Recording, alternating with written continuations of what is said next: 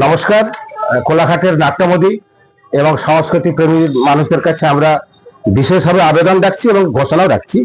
আমরা ইতিমধ্যেই জেনেছেন আগামী 22শে জানুয়ারি থেকে 27শে জানুয়ারি কোলা ইউনিয়ন উচ্চ বিদ্যালয় প্রাঙ্গণে রঙ্গমঞ্চে উপস্থিত থাকবেন এই সময় বাংলার সেরা নাটকের দলগুলি।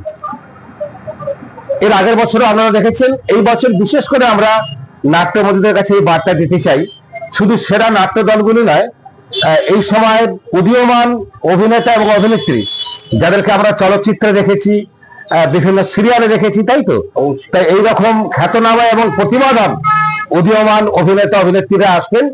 আপনাদের সবাইকে আমন্ত্রণ জানাচ্ছি। কয়েকটি বিষয় একটু মনে রাখতে হবে। সদস্যপত্র সীমিত, কারণ জানেন যে জায়গাটায় অনুষ্ঠান হয়ে আসছে জায়গাটা খুবই সংকুলান, তো নির্দিষ্ট পরিমাণ সদস্যপত্র আমরা দিয়েছি, অল্প কিছু আছে। এছাড়াও যারা ব্যস্ত মানুষ, যে একদিন যাব কি দুদিন যাব, 22 থেকে 27শে জানুয়ারি রোজ যেতে পারবো না, তো তাদের জন্য আমরা প্রবেশদ্বারেই কিছু দৈনিক সদস্যপত্র রেখেছি, তারা দৈনিক সেটি সংগ্রহ করে যেতে পারবেন। আর একটা বিষয়, দেখুন দূর দূরান্তের নাটকের দল, শীতটাও পড়েছে, তো আমরা চাই 10টার আগে সপরিবারে নাটক দেখে সেই পরিবারের সদস্যরা নির্বিঘ্নে বাড়ি ফিরুক। ওই জন্য আমরা 5:30টাতেই শুরু করবো প্রত্যেক দিন। আপনি যদি 6টায় আসেন তাহলে নাটকটি কিন্তু 20-25 মিনিট হয়ে যাবে। তাই আরো অনুরোধ করবো যে সবাই সময় আসুন।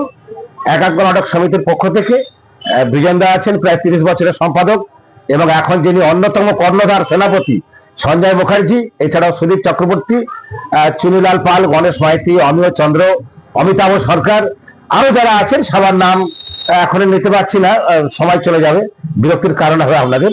সবার পক্ষ থেকে, একাগ্র নাটক সমিতি পরিবারের সবার পক্ষ থেকে আপনাদেরকে আমন্ত্রণ।